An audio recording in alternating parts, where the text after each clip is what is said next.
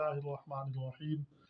ہم قرآن حکیم کو جب کھولتے ہیں تو ہمیں قرآن حکیم کی صورتوں کے ابتدا میں مکیہ یا مدنیہ لکھا ہوا نظر آتا ہے۔ سورۃ الفاتحہ تھی مکیہ، سورۃ البقرہ تھی مدنیہ۔ اب یہ مکی اور مدنی، کیا یہ پوری صورت مکہ کے اندر نازل ہو اس کو مکی کہتے ہیں، یا پوری صورت مدینہ کے اندر نازل ہو اسے مدنی کہتے ہیں، یا مختلف جگہوں پر نازل ہونے کے بعد جو ہے نا ان کو مکی مدنی کہا جاتا ہے؟ تو یہ جو ہے نا ابتدائی معلومات ہیں۔ جو مکی صورتیں ہیں ان کے بارے میں مفسرین کی رائے یہ ہے کہ ہجرت مدینہ سے پہلے جو آپ صلی اللہ علیہ وسلم پر صورتیں نازل ہوئیں ان کو مکی کہا جاتا ہے، خواہ آپ صلی اللہ علیہ وسلم مکہ کے اندر ہوں یا کسی سفر پر ہوں یا کسی اور جگہ کسی کے مہمان نگر ہوں، جہاں بھی ہوں، تو ہجرت سے پہلے جو صورتیں نازل ہوئیں وہ مکی کہلاتی ہیں۔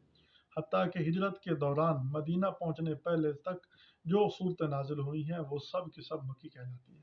اور اسی طرح مدینہ طیبہ جانے کے بعد جو صورتیں نازل ہوئیں ان کو مدنی کہا جاتا ہے، وہ مدینہ کی طرف منسوب ہیں، چاہے وہ تبوک کے موقع پر نازل ہوئیں یا بدر میں نازل ہوئیں، احد میں نازل ہوئیں، ان کو مدنی کہا جاتا ہے۔ حتیٰ کہ اگر وہ مکہ کے اندر بھی جانے کے بعد نازل ہوئیں تب بھی ان کو مدنی کہا جاتا ہے۔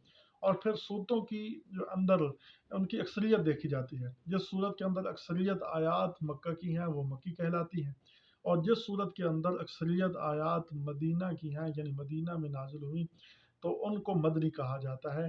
یہ مفسرین کی رائے ہے۔ اللہ تعالی ہمیں قرآن حکیم صحیح سمجھنے کی توفیق عطا فرمائے۔